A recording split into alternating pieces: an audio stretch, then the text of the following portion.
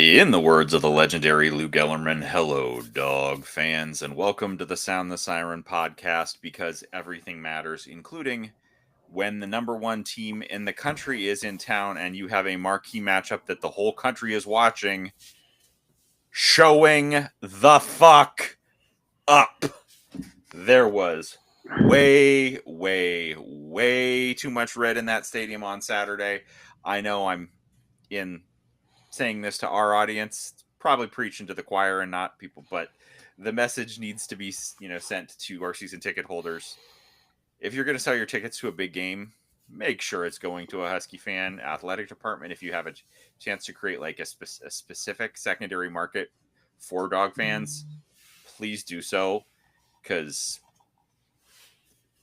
you can have the greatest setting in college football and talk about it all you want, but if it's not the greatest environment in Husky football for the home team, guess what it means? I am your host, Hooligan7. I'm joined tonight by the Darker Knight and JCap. DJ K. Woody may be joining us at some point. But how are you gentlemen doing this evening now that I've stopped ranting for 10 seconds? Man, I was about to rant with you. Doing well, man. Can't complain. Yeah, doing well, as well as we can be after what we saw on Saturday. Yeah, it was certainly a little rough. Well, of course, we are a proud member of the College Huddle. Please check out thecollegehuddle.com, as well as other podcasts like the Big Ten Huddle, which will have an appearance. I believe they probably will be posting it tomorrow or a little bit later this week, from the gentleman who's in the middle of my screen, the Darker Knight. And then, of course, we're on Twitter and basically all social media. It's on the Siren UW, so check us out there too. But without further ado, let's talk beverages. JCap, got anything tonight? I'm on water, and I'm actually on a little bit of coffee, despite how late it is. I got some work stuff I got to take care of after the podcast, so I gotta be awake. You're a brave man. Darker Knight, how about you? Yeah, I'm still trying to get my vocal cords back from Saturday screaming at the game. So I definitely got this tea brewing, but you know me, high quality H2O, baby. Got that on deck as well. Yeah. Darker Knight, you and I were talking about it. I was at the gym for a little bit this evening and pushed a little too hard, gave myself an exercise-induced headache. So I'm strictly on water and hydration. I don't have any stupid tweets. Do you either of you have anything that we need to discuss this evening? I don't have any specifically. No, I feel like we may have sent one or two in the group chat, but they're like buried now, so I don't know if I can go back and find that. But yeah, we talk a little bit too much. Yeah, we send stuff in there, and we're like, oh, we should just create a separate. In the next episode. I might just create a separate GC just for for stupid tweets. For stupid tweets, so we don't lose them. Our centralized repository.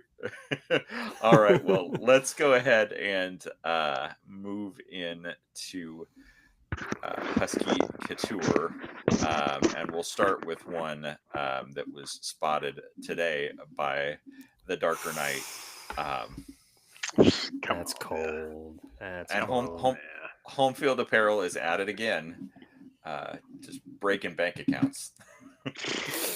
For real.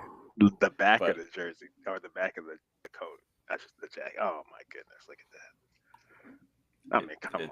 That if that doesn't scream 90s to you,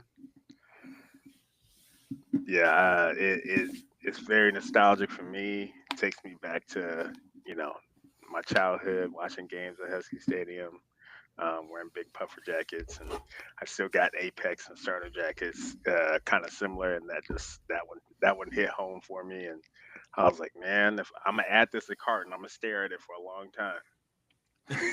I'm gonna stare at it for a long time. I can't blame you there at all, because that's really well done, and like I said, home field.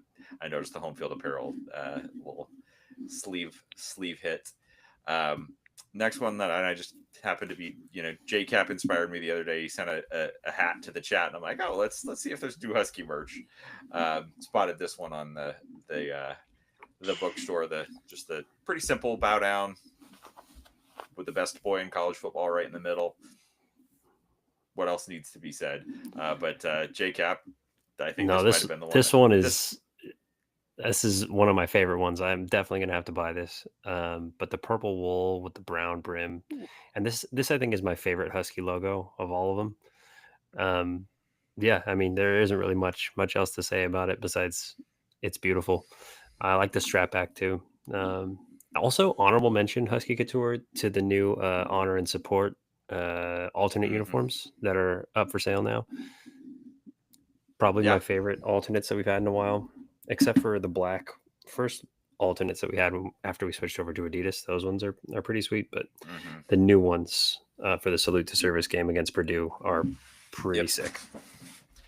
Agreed. It's well done.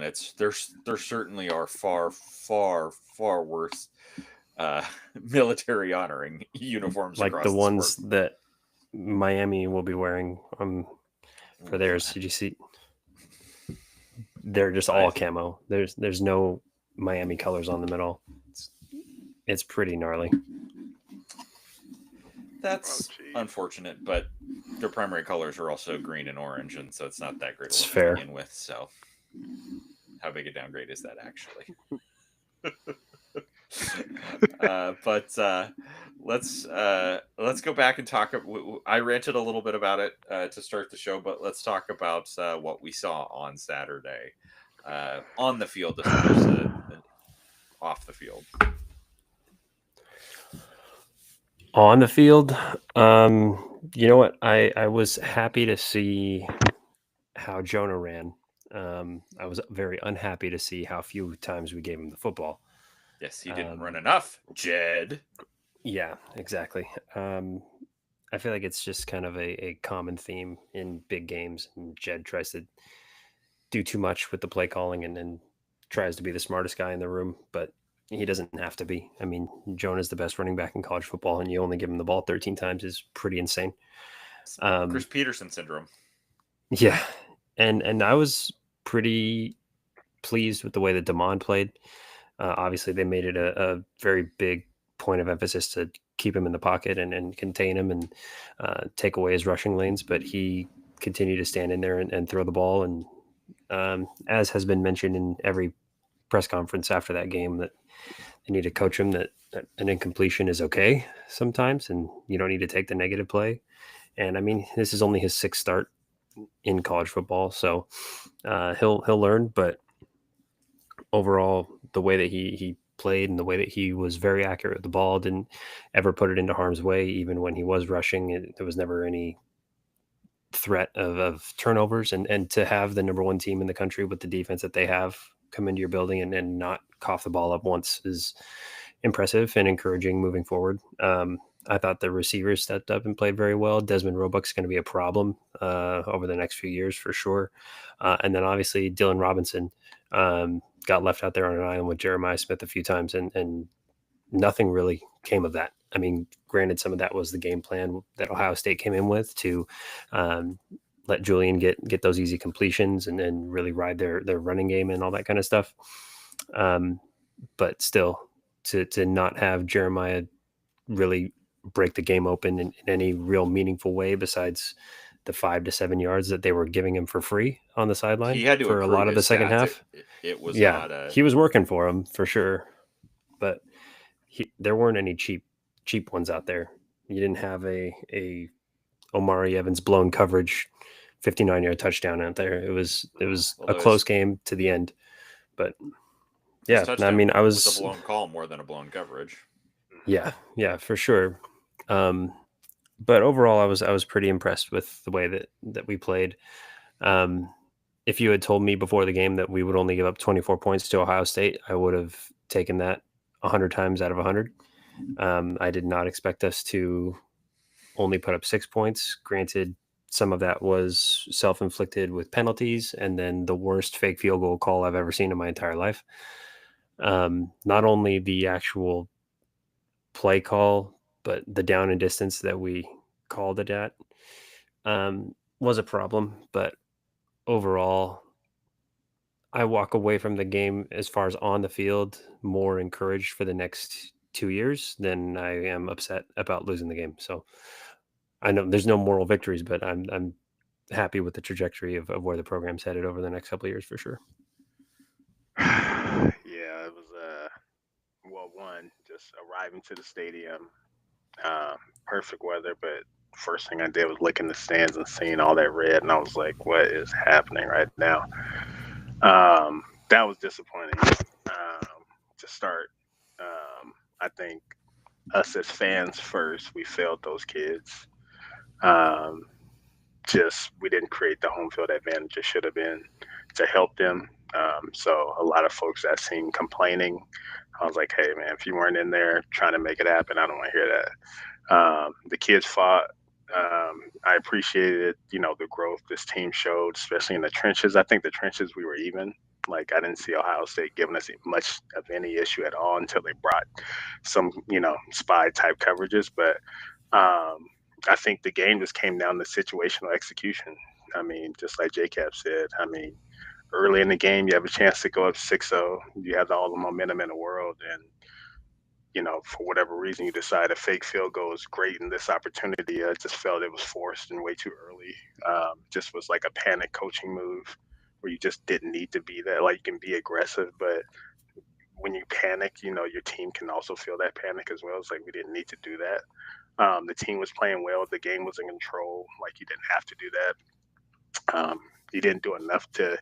Demond made some really great throws, but you can tell just he wasn't in rhythm. And so when at times when he would drop back, he had guys open.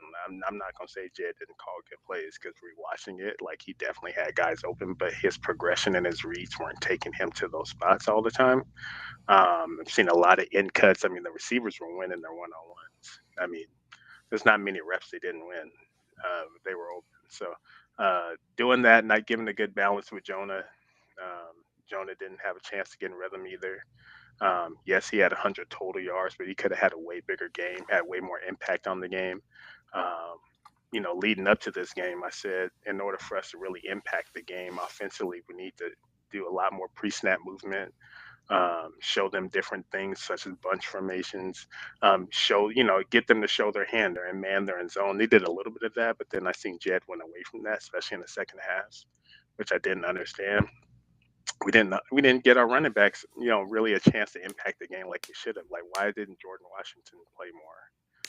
Why didn't he stretch the boundary with his speed or at least give that effect? Why didn't we, do a speed release screen, middle screen? If they're getting aggressive, if you see them coming aggressive or having a double A gap blitz, like throw the ball right behind them, just like little things to like get them uncomfortable. But I think the more Jed started to panic, you kind of seen Damon hold on to the ball and he'd have a lane and the crowd was screaming for him to run, but you could tell it was just all mental. And I think he's going to learn a lot from watching this film, um, and really grow. I was excited to see Desmond and a lot of the freshmen just watching them just run their routes and the confidence they had going against a team like that. If that's the number one team in the country, this team can compete with anybody, and I'll put those receivers against anybody, to win. So they showed me a lot of growth. I didn't know what that was going to look like, especially with a lot of coverage being rolled towards Denzel. But they won their one-on-ones, and they definitely made a name for themselves. I mean, got respect from the players after the game.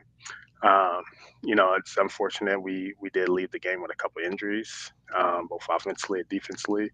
Um, but I'm hoping that they're both able to make it back this year.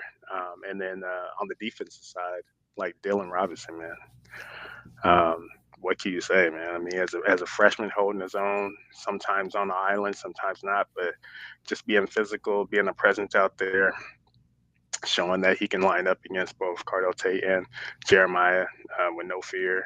Um, and same thing. I mean, you got RDA who was out there, as a freshman, just throwing his body out there. Jacob Manu making his first presence of the year and just really showing the phicality and the sideline to sideline coming off that knee injury that the middle of this defense really needed. That physical presence, especially on that fourth down stop. Things of that nature where you see the potential there in the step. This season compared to last season. So, like I said, I left the game more encouraged. I'd rather us not, blitz on a 3rd and 11. sending all out blitz when the game's in control again. I mean, 3-3 sounds a lot better than 7-3. It's And a give big Jeremiah zone. Smith a free release. I mean, The zone was confusing Julian saying the entire game. He was skipping balls. He was unsure. He was holding on to it just a little bit longer. And I think the rush was kind of starting to affect the game just slightly. But when you send an all-out blitz and he has a free receiver, I mean, you're and it's giving the him best receiver in the answers. country. I mean, You're giving him answers that you didn't need to give him. And I know Mikhail wants that playback as a senior. You're taught never to leave your feet. You're going to blitz full speed, run through the quarterback. I don't care. Get a personal foul. Don't leave your feet. If he throws the ball, he throws the ball. But you got to trust your guys behind you that they're going to make a play. You leave your feet, that's one less guy in the play. That split second's the difference between 7 and 3. So it's just like little things like that where I think the film's going to be telling, but I think we'll bounce back in a big way. It was a big test. I've got a quick question. What's a worse call? The fake field goal? Or the officials calling Tai Ungole for roughing the passer? Roughing the passer by far. Roughing the passer was terrible. That was so that went bad. viral. Like that's, I mean, and that's the difference in a game that you don't call that play. Huskies get off the field. You're even with that stupid fake field goal. You're looking at, like, Ohio State's got Jalen Fielding's a good kicker, but it's not a guarantee that he makes that field goal. At which point it's and UW subsequently scored on the next drive. I mean, no guarantees. It's not going to say what happened on our drive that followed would automatically have happened. But if he misses that field goal, instead of Washington, I think went 65 yards to score the field goal to make it 14-6, you would have had the ball at the 42-yard line if he misses that field goal. In which case it's or even if he hits that field goal, you're then looking at a 10-6 game heading to the fourth quarter. It's an entirely different football game. I'm certainly very encouraged, to the point you guys were making earlier. It's like, if you told me going into the game that we were going to hold them under 150 yards rushing, we would win the turnover battle, I would have taken it 10 times out of 10, be like, all right, let's roll. We'll see what happens. Certainly, really unfortunate to see Durfee get hurt. Particularly, we were talking about him last week, where the light bulb had really just started to come on for him. Best game as a Husky.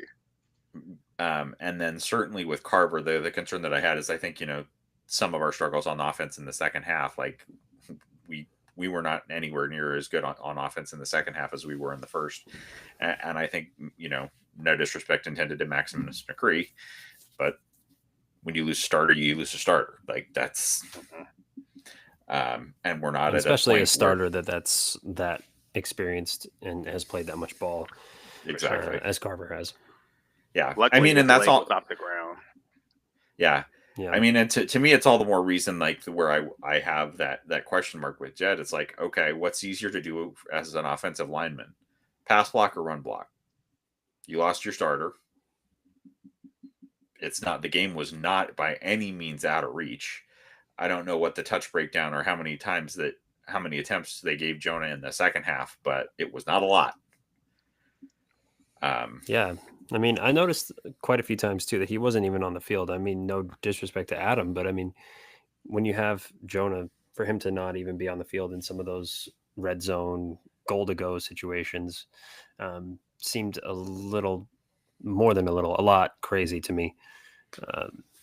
Not just put your best guys out there. Yep. Well, I mean, it's just weird. You would think that they would use them more. Like, these would be the games where you get a heavy workload, especially like in the goal line. Like, if you're having a hard time just lining up with traditional offense, man, do a wildcat. Like, get those guys. They gave him a direct snap, which I thought was cool. That was a nice little wrinkle. Have a wrinkle off of that. You know what I mean? Like, make him allow him to run his speed option. Something like that. Like, just put the ball in your playmaker's hands and allow them to run the play. Like, I think Jed was just overthinking most of the time. He's like, let me try to be cute and outsmart him. It's like Denzel to get targeted one time in the red zone. Like, just not even. Let me just throw this up. They're not going to cover him, man. It's like you're giving away points at that point. I mean, and I think the case in point about why it's disappointing that we didn't see Jonah, and this is not to knock Adam at all, but it was on a drive that they ended up getting us off the field. I think it was an Adam Muhammad run for about 6 or 7, and he tried to juke his guy and tried to bounce it outside, where I think that's a situation where, and I think Adam probably himself would say, if I had that one back, like, Adam, you're 220, 230 pounds. Yeah. Run the dude over. Just like, don't, like, half the agility, convert that to power, and just go straight forward and see what happens. Just run through, try and run through the guy as opposed to try and bounce it outside. Because I think if he does, he probably gets a little closer if he doesn't pick up the first down. It's at least another yard or two. Yeah. That's his strength. You would think he would have just done that naturally. Like, that's Jonah's thing. Jonah would have made him miss for sure. Right. Because he's so low to the ground and powerful that he's shifty enough to make you miss. Like, Adam, I mean, right now you're north and south, my guy. Like, no, I mean, he's got, and that's not to saying that Adam isn't, doesn't have some agility and some wiggle to him, but he's not Jonah in terms of the agility and the shiftiness. And he's a big dude, run over something, like, just yeah, put your face mask into somebody. Yeah, for sure. Man. Obviously not, none of these plays other than, maybe, I mean, and even the officiating, as bad as it was not the, the cause of the game. However, sideline interference without a warning is just, that one was crazy. When the play was over, like when that referee ran into the camera frame, Desmond was pointing, like, the play was over, whistle had blown, like. It was so late. That's why everybody was, like, so confused in the stand. Like, we seen, like, they stopped playing, and then you see the referee come out. I'm thinking he'll say sideline warning, like, they give you the sideline warning. In Washington, they said, unsportsmanlike. I was like, what? Well, the Jed probably earned the unsportsmanlike, but it was the sideline that going immediately to a sideline interference penalty to start the game. Like, Jed had a point in being absolutely irate with it, because him running on the field, I couldn't tell if he was running on the field at defensive Demond, because some of the Ohio State players were taking their time getting off of him during a scramble, and he, like, was running, pointing in the middle of the field, but he ran onto the field, like 10 yards onto the field, to get the guy's attention. I was like, dang well you can't do that. Like, I get it, like, you be fired up, but Jed, come on. Like, not right there. Like, pick and choose your spots, but I mean, your team just got some. Like, don't do it right there. From a fourth down stop, you move the ball, get a first down, to getting backed up literally 2 plays later. It's just wild. That was just a wild way to start a game. It was. Yeah, are we ready to move? Any other takeaways, or should we go ahead and award a couple of purple helmets and then move into big predictions? No, I mean, there isn't really much else to say. I think we pretty well covered that game. All right. Darker Knight, JCap, who wants, let's start on offense. Not that there's a ton to talk about positively on offense, but who gets the purple helmet player of the game on the offensive side for Washington from this past weekend? I'll let y'all go first. I got 2 in my head. I'm gonna see if y'all take them. Yeah, I mean, right off the bat for me, being a fellow receiver, I got to give mine to Desmond Roebuck. Just watching his moxie, his confidence grow. The moment wasn't too big. It seemed like he played better as the moment kind of grew, which I loved. Just feisty. I loved it. So, I mean, he was by far and away for me the most impressive guy on offense that kind of stood out to me and jumped off the tape. That toe tap catch that he had in the second half was pretty crazy, dude, for freshman. I'm gonna go Jonah. On the theme and riffing on the theme of who should have touched the ball a lot more. Obviously, Ohio State is an elite level defense. 13 carries, 70 yards, 5.4 per carry against a top 5 defense in the country, and 3 catches for 26 yards. That, Jonah was getting it done on Saturday. He just didn't get it, wasn't given the opportunities to get it done enough. Yeah. On offense, I'm going to go with a guy that went out there with the number one team in the country and a defense that they have that doesn't turn 18 years old for another couple of weeks and held his own and didn't look scared at all, and that's John Mills. That guy is going to be an All-American here in the next couple of years. He's playing well beyond his years, looks better than a lot of the linemen that are 3 or 4 years more experienced than him. So I'm going to just continue to ride with John Mills as my purple helmet until he tells me or gives me a reason not to. All right. Flip it over to the other side of the ball. JCap, since you went last on offense, go ahead and go first on defense. I got two guys in mind again, and I've been kind of flip-flopping on which way to go with it. I'm going to go with Jacob Manu. Just his first appearance of the year and setting the tone defensively with the physicality. I think that was something that we haven't seen a whole lot of in the first 3 games from the linebacker position. Haven't seen a lot of guys come up and just smack people the way that he was on Saturday last week. And I felt like that energy kind of bled out into the rest of the linebackers. X was playing really physically after a couple of those Jacob plays.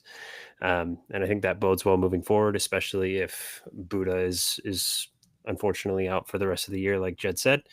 To have a vocal leader and physical leader out there on the field at linebacker and Jacob Manu will be very helpful for us moving forward. So I'll go with him. Yeah. I think the saving grace there with Buddha, and it's certainly super unfortunate, but that injury happening early enough in the season that he can redshirt or that he gets the medical redshirt and doesn't lose the year of eligibility. Yeah, that's one thing that I've been thinking about a lot too, is that everyone kind of complained about how early we had the bye, but because of that early bye, we're able to preserve medical redshirts for some of these guys that are getting hurt early in the season. So, I mean, you find the silver lining, I guess, in having a bye in week 3. Man, for me, I think I could really go. 2 or 3 different guys. I think there's a couple that are obvious. I'm gonna go with Dylan Robinson. We're talking about a true freshman that was out there. Moment didn't look too big in coverage. Did a great job communicating pre-snap. I just wanted to see his mannerisms. So a lot of the plays, I was kind of looking at him, especially when Jeremiah lined up against him, to kind of see, how he play. There's a lot of plays when he was physical, and there's one play in particular that Hood shouted out on Twitter where he shoved, Jeremiah out of bounds. He held his own. Usually, Jeremiah probably looked across and said, "Okay, there's a corner as big as me." And he was able to run downfield, kind of hold his own when he had to come up. He didn't he prevented any explosives. He was a sure tackler. He really stood out to me. Yeah. I'm going to give mine to Devin Bryant. I think he took a big step forward in this game, was a lot more solid and reliable, and I don't think we saw some of. And he's a very young player, so again, it's not knocking him for previous players that don't have a ton of experience. They're going to take some lumps and learn, but I think he took a step forward. I do want to mention a couple of other guys. I think Ephesians Pricelock had one of his best days as a Husky. Yep. And certainly, Alex McLaughlin, 13 tackles, 10 of them solo. He was getting it done. It's not technically a defensive player, but I think we would be remiss in not shouting out Quentin Moore for causing the fumble on the punt return that could have been a huge momentum play. It was a pretty big momentum play as it was, but if their offense had a little better day, could have been a huge play in the scheme of the game. And catching that pass to get us down for 1st and goal in that drive, that following drive. Agent 12 was huge. His awareness is his ability to run the alley, come up and run support, and he took away a lot of alley throws in the hook to curl zones for Julian by shadowing Jeremiah when they were trying to run him on kind of sneaky crosses and in routes. Like Alex did a phenomenal job of route recognition that I know goes unnoticed, but you definitely see it. He stands out and he jumps off the tape. And kind of see how we use him, kind of similar to how they were using Caleb Downs, but just kind of him in that robber position in the middle of the defense, just relying on him to kind of create some mistakes and or clean up any mistakes as well. He's really excelling, and he's probably I would say he's our best defensive player right now. Yep. Yeah, and that was one thing too with him, that he came from Northern Arizona, and our first 3 games we played Colorado State and UC Davis and Wazoo, and everyone had been talking pretty highly of him, and there was a lot of chatter of well, he hasn't played any real Big Ten opponents, and here we are against the number 1 team in the country, and he still is playing just the same. So he's the real deal. Yep. I will also, I do want to give a shout out basically to the entire defensive line. I think they were, particularly that it looked really good in the first half. And with the athletes in particular, I said it going into the game that Bo Jackson scares me. Based up or certainly Bo Jackson against our defense, say last year. That's a whole different he would have looked like Bo Jackson, all right. Yeah. But not only do you hold Ohio State to under 150 yards rushing, would you like to guess what their per rush attempt yards per rush was from this game this past Saturday? I haven't looked at the score. 4-4. The box score. 4-4. 4-4. That's getting against Ohio State. That's getting it done. Yeah. Oh yeah. That's getting it done. But let's we can go ahead and flush this one, and we'll move into big predictions.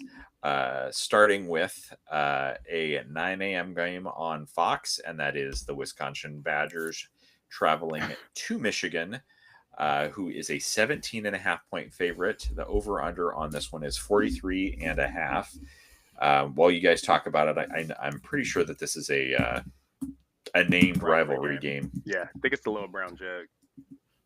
Yes, you're right. No, Little Brown Jug. Paul Bunyan. Yep. Paul Bunyan or Little Brown Jug? Yep. It is Paul Bunyan Trophy. Yeah, Little Brown Jug is Minnesota and Wisconsin. Minnesota. Yeah, I just get them mixed up. Yep. So the Paul Bunyan Trophy, because there's also a Paul Bunyan axe game. Like there's. Northeastern schools is so weird. Midwest schools. Yeah, this game is gonna be ugly. Yeah, I think Paul Bunyan's gonna chop Wisconsin pretty bad in the form of Bryce Underwood. Yeah, I mean, just watching Wisconsin this past week in Maryland at home, and they tried to put their quarterback out there who got hurt early in the year. He was out there for a series. His knee just wouldn't let him go. And once their backup got in there, I mean, he was throwing, punt returns for go balls. And so it's just generated no momentum. You're playing a much better defense in Michigan this week on the road. Yeah, give me Michigan plus the points, plus everything. Yep. Ditto that. I don't think there will be a miscarriage of justice. I think there will be a lot of justice carriage. Yeah, there's a lot of justice carrying the football for a lot of yardage against Michigan and I'll actually or against Wisconsin, excuse me. And I'm going to be really happy about that because I got him on one of my fantasy teams. Yeah, I don't know if Luke Fickell's going to survive this one. I mean, he may end up coaching the rest of the year, but yeah, this one's going to be a rough one. Yes. Moving on to Illinois, number 22 Illinois, coming off of I would argue a surprising win, but bounce back win over USC. They travel to Purdue. It's a 9 a.m. game on Big Ten Network. The Illini are a 9.5-point favorite. Over under on this one is 55 and sorry, wrong tab. 55.5, and this one is the battle, or it's for the winner of this one gets the Purdue Cannon. Yeah, this one's. I'll take the over, and give me. Oh, yeah, give me the road team. Yeah, I'll go with Illinois as well.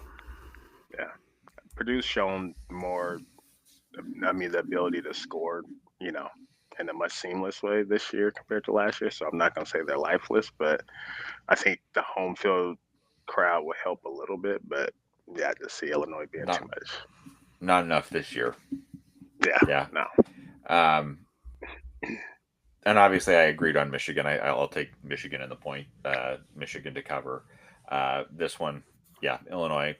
If this was a 2 touchdown spread, I might not necessarily say Illinois covers, but 9.5. Yeah, I think they've got that in them for sure. This one's unfortunate because you're going to have a team that had a pretty disappointing result last week against a team that is just hoping to avoid the donut. And they're not.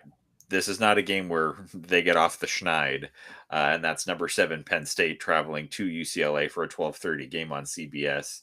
I'm sorry, Trevor, but your Bruins are going to get whooped on national television. Penn State is a 25.5 point favorite. Over under is at 49.5. I'll go first on this one. I think Penn State wins. Penn State covers. Penn State might get to the. They're not an explosive offense by any stretch of the imagination, but they still might get to 50 points because UCLA is that bad. Well, they're trying to follow up. They're trying to follow up the whiteout with their own blue out, which is hilarious. No, and they can barely fit. Get giving their fans 20,000 blue people to show balls. up. That's not it. Well, there's Penn nothing to be State excited coming about off to begin with, so not really. That's no. That's crazy. They've led for 0 seconds this year. They've not had a lead at any point. That will continue. Yeah, that will continue. Yeah. At the rate they're going, they're going to be renaming the city. They're go ahead. They're going to be renaming it from Westwood to Worstwood. Yes. I shared the official UCLA tweet to one of the GCs, and it had been up for like 4.5 hours, and there were 60 likes on it. Their announcement of the blue out, but it's bad news down there for the Bruins. So yeah, give me Penn State by the entire over on their own. All right. Another 12:30 game on the Big Ten network that is not ours. And that's Louisiana Monroe traveling to Northwestern Medicine Field at Martin Stadium in Evanston to play Northwestern. The Northwestern Wildcats are an 11.5 point favorite. Over under on this one is 40.5.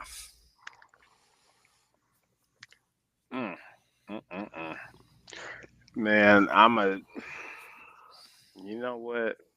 I have a feeling this game is going to be a lot closer than what we think. But give me Northwestern at home. I'm not going to take them to cover. I just think it's going to be something weird that happens in the game that's going to keep it close throughout. But I think Northwestern has enough to pull it out. Yeah, give me Northwestern by less than a touchdown. Yeah, I won't. I agree with Darker Knight. I don't think they cover. I don't think it's that close. But I'll take Northwestern. Michigan State at Nebraska. I don't think this is it is not a rivalry game. Just double checking because we have to. That's a 1:00 game on Fox Sports 1 in Lincoln. The Huskers are an 11.5 point favorite. Over under on this one is at 47.5. 11.5 point favorite. Man, I haven't seen enough from Nebraska to give them that much credit. I think this even matchup with Michigan State. I trust Aiden Childs a little more than I trust Dylan Raiola and his weapons. Jonathan Smith making adjustments. Give me Michigan State outright on the road to win. Yeah, I'm going to continue with my trend of not picking Patrick Mahomes light, so Michigan State. Diet Mahomes.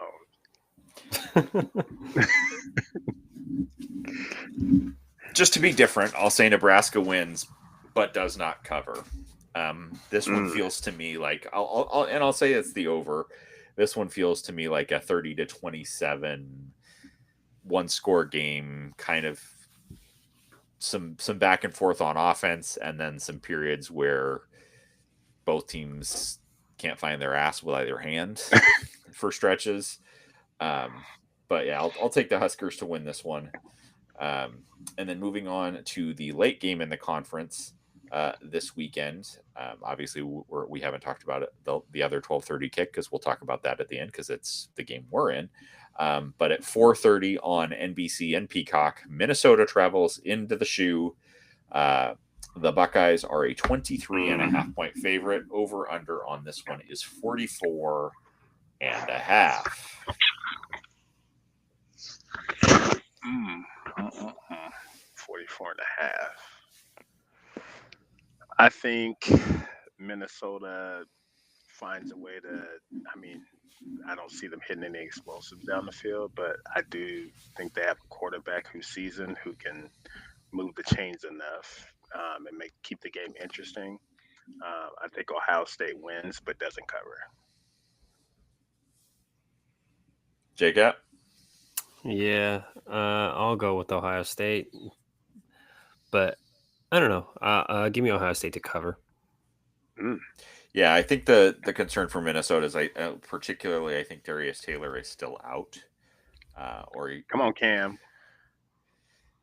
I'd love to see. I'd love Cam to be wrong. I've been a Cam Davis fan since he was a recruit, but I think Minnesota, despite losing to Cal, actually is a decent team. But Ohio State's also a different team in the shoe.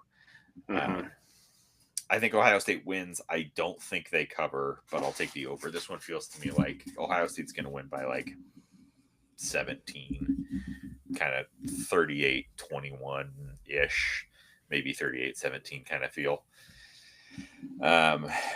Moving to our other games on the docket, and in the words of our friends Leah, Trevor, and Coach V, shout out JCap for making 2 of these 3 selections. I had a busy day and didn't get to them, so no fault, no arguments with your choices. Let me just pull them up so that I can give the lines.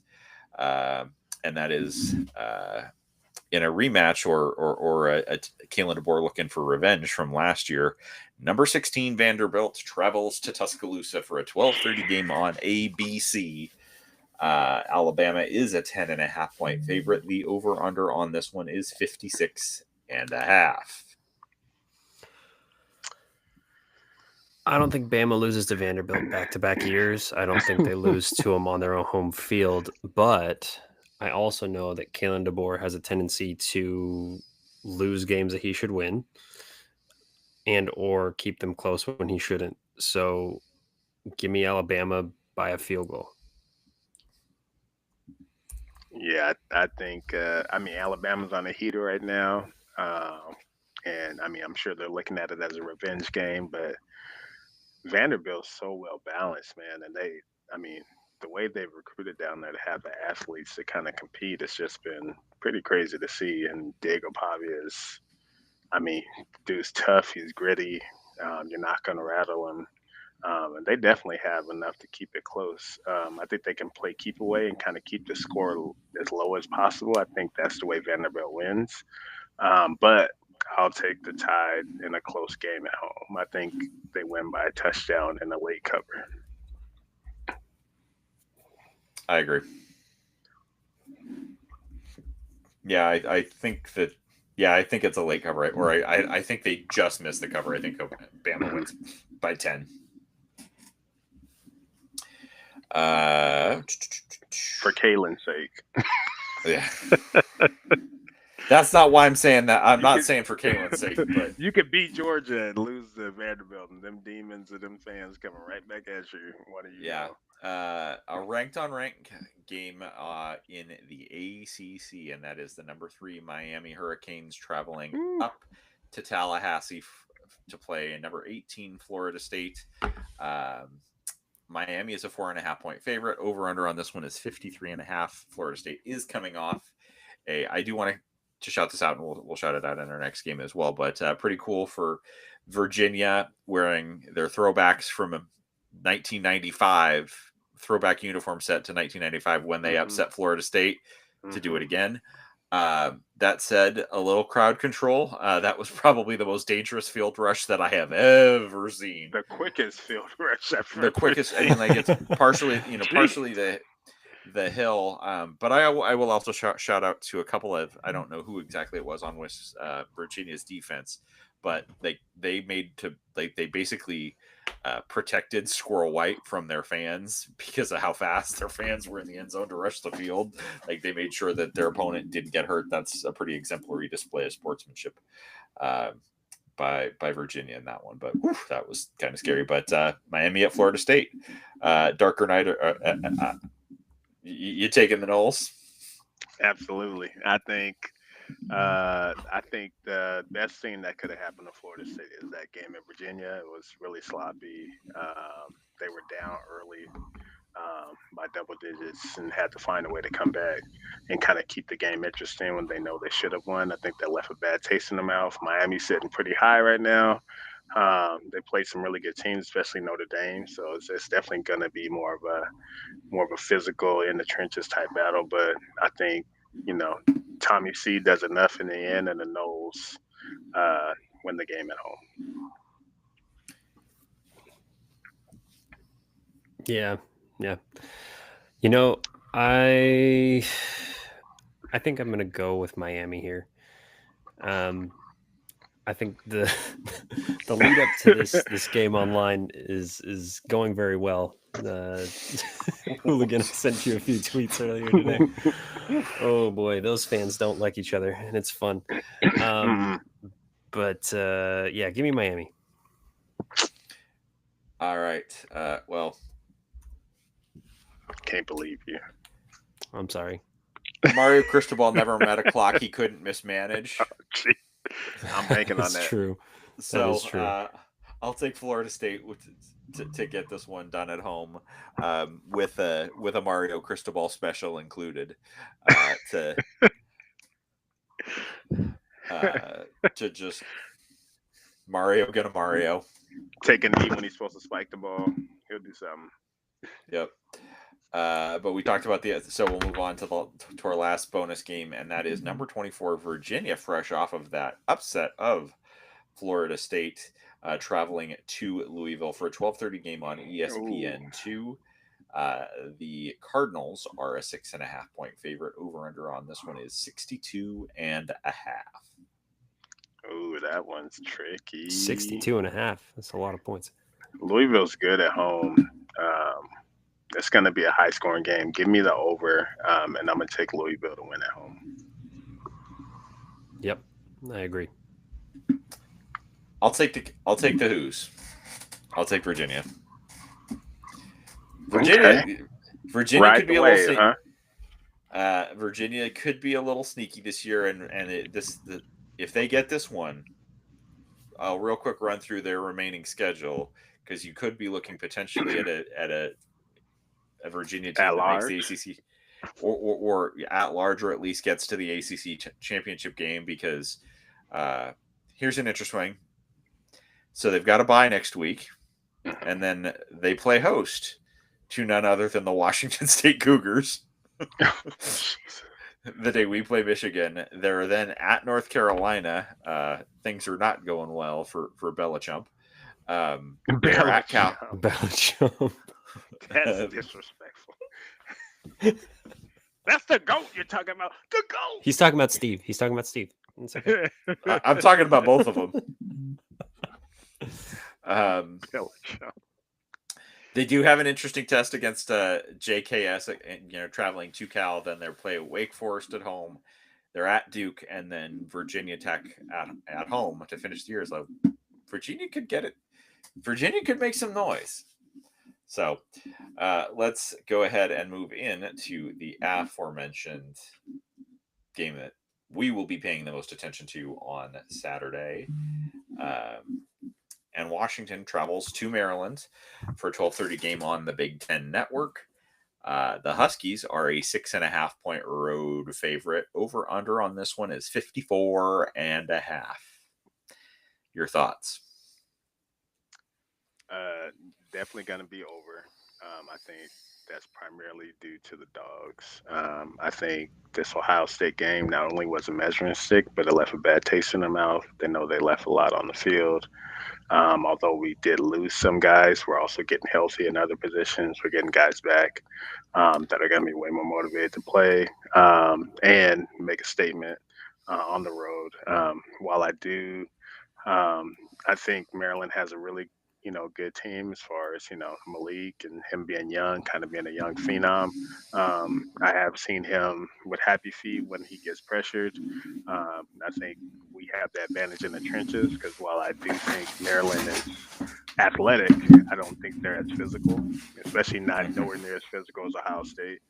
So I do think you can throw them around on both sides of the ball.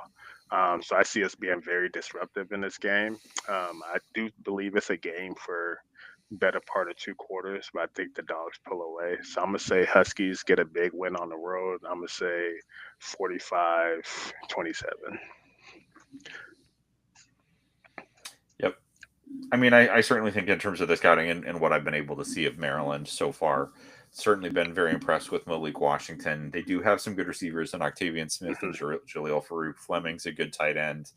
But they, we just contained. We have the opportunity to make them one. We have a very clear opportunity to make them one-dimensional because their current leading rusher, DeJuan Williams, 47 carries for $183 on the season. He's averaging 3.9. If you're averaging 3 point, and let me real quickly talk through who Maryland has who they're doing that against. Context. And again, they do have a very good defense. There are players on their defense, Sidney Stewart, that particularly if Carver Willis is out, that can cause some problems on from a pass rush standpoint, and that's all the more reason why maybe Jed learns the lesson and goes back to what was working the first parts of the year and just pounds the ball down the opponent's throat, because that would be a recipe for success against this Maryland team. But Maryland has played Florida Atlantic, Northern Illinois, Towson, and Wisconsin. Have you heard me list a good team yet? You could be the 12th ranked defense in the country, but you've played absolutely, and I know it's probably slightly opponent adjusted, but you've played absolutely no one, let alone Demond Williams, Jonah Coleman, and Denzel Boston, Desmond Roebuck, Adam Muhammad, John Mills. Yeah, no. Yeah. But JCap, your thoughts? Yeah. Really what I'm interested to see is how we come out on the road. We obviously played well in the Apple Cup and had our first road win under Jed Fish, but that was kind of an emotionally charged build up to the Apple Cup with a get the trophy back, coming off a bye in 2 weeks to prepare for that and all that. But our first cross country trip this season, first non-rivalry road game. So I'm just kind of interested to see what the energy is like coming out on Saturday. And then also want to see how our offensive line again holds up against some speed on the defensive line for them. Like Hooligan said, they haven't really played anybody, but they are leading the nation in sacks. So, it doesn't really matter who you're doing it against. You're still proving that you can be disruptive. And I want to see how those younger players, especially on the interior of the line, mostly John Mills, hold up against that. And then obviously what happens at tackle with Carver Willis. And Jed did lay out an interesting proposition. If Carver can't play, he brought up the idea that John could go out and play tackle and have Pocky or Champ come in and play guard. And there's a lot of other combinations that you can use. Right now, he said that it's Max and Sawane competing for the tackle spot if Carver can't go, and they'll see how it shakes out throughout the week in practice. But if there's a thought that your true freshman can play left tackle in a Big Ten road game, it just tells you everything you need to know about John Mills. But I'm really interested to see how that goes. And then also on the flip side, with another guy that could be getting healthy is Takario Davis. Obviously we want him back, but Dylan Robinson showed us this past week that you can't keep him off the field. So how they've managed the rotation of defensive backs, obviously you're going to be getting Rashawn Clark back as well. So your nickel is going to be pretty stacked. And then also seeing how they manage Jacob Manu's games. Jed mentioned multiple times in his presser this week that they're waiting on the answer on the potential 5 for 5. And that would kind of do away with having to worry about Jacob's red shirt. But if they don't get an answer on that, how they end up managing these games. So whether or not he actually ends up suiting up, well, he'll probably suit up, but whether or not he actually gets in the game this week, I'll be interested to see. But yeah, I think that this is a game that plays right into what we do best. And Maryland obviously has something with Malik Washington and those receivers and tight ends that you listed off there, Hooligan. But I think that as they sit right now, Washington should be able to go in there and win this game by at least 2 scores. I know they're only a 6.5 point road favorite, but I think, like Darker Knight said too, getting this taste out of their mouth from Ohio State will be very motivating for them, and they're traveling an extra day early to get acclimated and not let the time change affect them. So hopefully that all pays dividends for us. So I think the Dogs win by 2 touchdowns. Yeah. I did forget to mention actually their leading receiver in Shalik Knotts, who's got 14 catches for 276. So he's leading them in yards and in average, and has hauled in 5 touchdowns. So my bad there. One other thing that I would mention, you talk about managing Jacob's workload, and in case I'm wrong, I could be wrong, correct me if I am, but I do believe our highest rated recruit from the freshman class has now been cleared to be a full go. So well, he was cleared to practice full go. They didn't clear him for game. So keep an eye out for Mr. Rainey Saleh going forward, because that is a special athlete. I did want to leave this tidbit though. I know Maryland is leading. They have a pretty high sack number, but they also lead the nation in drops offensively. So that's just something else to monitor. They're not efficient on offense. They do get pass happy, so they're up there in attempts, but they're also up there in drops. So Malik will throw it to you. He definitely has a lot of high school still in his game where he's not really the most accurate, especially like when he has to launch the ball. It's kind of like a hope and a prayer. He's really good intermediate wise. But when he has to get the ball out quick, it's really erratic. So receivers don't know kind of where the ball's going. That's kind of leading the drops. And then his arm angles and where the ball's going doesn't always equal like positive yards too. So impact in the pocket in this game in the trenches, I think, is what's going to be the difference on our end. All right. I'll go ahead and give my score prediction, and then we'll go to bowl predictions and our predictive players of the game. I think I'll echo what you guys were saying. I think there's a sour taste in our mouths right now, and I think some Maryland crab cakes post game will probably take care of that. Some celebratory crab cakes. After I've got Washington winning pretty comfortably. I think Maryland will score a little bit. I'm going to go Washington 45, Maryland 21. Almost right there. Yeah, very close. Pretty similar. I think that I think we correct some of the issues based on certainly a change in talent level for the defense that we're facing. I don't think we struggle to score in the red zone the same way that we did against Ohio State. But I also think that we're going to be able to hit some explosives as well in this game. But bold predictions, whether it be a player stat, but what are you guys feeling? Bold prediction.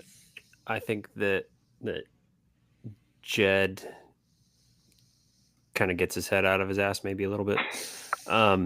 And I think Jonah, what's up? Can I make one more point? Yeah. Jed, respectfully, if your team is hosting a purple out, don't wear beige. It's true. That is a very good point. I get it that it's like so that you could be seen on the sideline, but like, come on, man.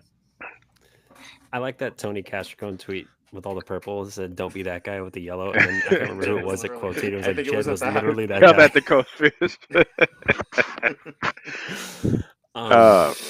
But yeah, no, I'm hoping that Jed gets his head out of his ass, and I want to see, or my bold prediction, I guess, is that Jonah will have 25 plus touches in this game, as he should.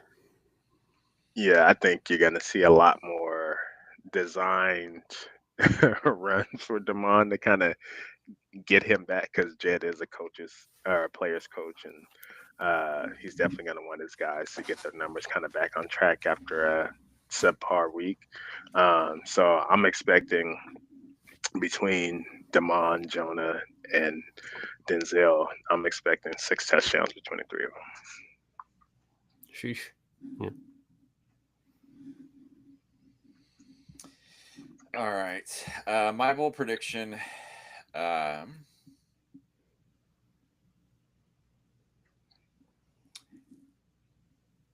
2 tight end touchdowns.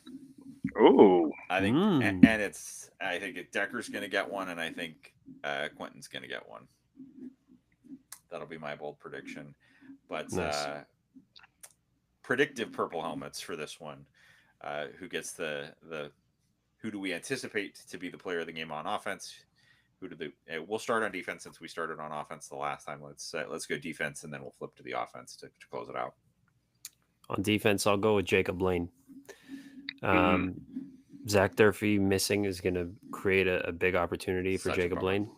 I'm also very interested to see what that rotation looks like. Who they move from a outside linebacker to more of an edge rusher potentially, or what the snap count looks like for a guy like Devin Hyde in this game. But I think Jacob Lane will reap the benefits of the opportunity with Zach being out. So I'll go with Jacob. Yeah. Nice. Yeah, I'm gonna go with Ephesians in the good book. Price up. I'm predicting that he's gonna have his first 2 interceptions of the year in this game. He's just been playing at a high level, and he matches up well with their weapons. So I expect the ball to find him early and often, and to him to actually come down with a couple of them. Nice. All right. I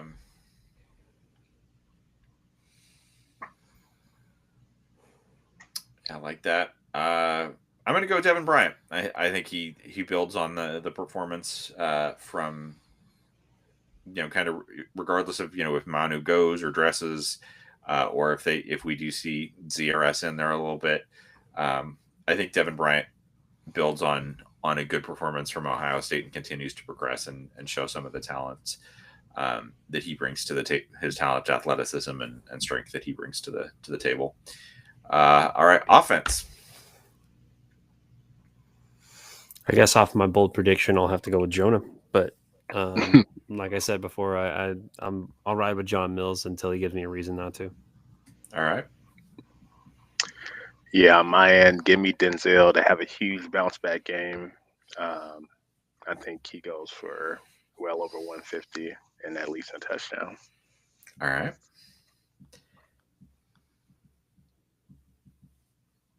I'll go to. It might be. You can say it's cheating to say Demond, but I think Demond throws for over 300, and I think he runs for 75 plus. Oh, jeez. Okay. Okay. You could call that a second bold prediction if you want, but I think Demond goes off. I would love to see it. I'm waiting for his passing numbers to blow up one of these weeks. All right. Any final thoughts, or can we call this one a show at just over an hour? Which is not bad for us. Yeah, not bad at all. Just want to see another step forward with the team. Coming off a disappointing loss, especially at home with everything on the line, streak, all that type of stuff. I just want to see us come out, look efficient, look like a team that's pissed off, that's ready to put points on the board, get the ball back, and look dominant. Because that's a top 25 team. You can't convince me otherwise. We just need to put a product on the field in convincing fashion to show the nation why. Yep. Last year we went on the road and played some decent games and just couldn't finish. Couldn't get out of our own way, penalties, turnovers, etc. I want to see us come out on the road and play a clean game. I mean, obviously, some penalties are bound to happen, and you're going to take some negative plays here and there. But to be able to get out of your own way and not let them derail you and come out with a win is what I want to see. I mean, like the Rutgers game last year. I mean, you had every opportunity to win that game, and we should have every opportunity to win almost every other game on our schedule. So to go out on the road to a Far East game and come out on top is obviously we want to win, but to play clean is what I want to see. Yep. Yeah, absolutely. I want a great sports Saturday in Seattle, and that starts Yes, sir. with a big Husky win. And whether it's if it's a game that happens concurrently or later that afternoon, obviously Trident's up and let's get a big win for the Mariners as well. But that'll do it for us this week. We will be back next week to break this one down, and we've got Rutgers coming to town next week, right? Next Friday. Yeah. Oh, Friday that's night right. It's a game Friday next game. So we will be back next week, probably on Wednesday, unless something really crazy happens. Thanks for listening and watching. Go Dogs. Go Dogs.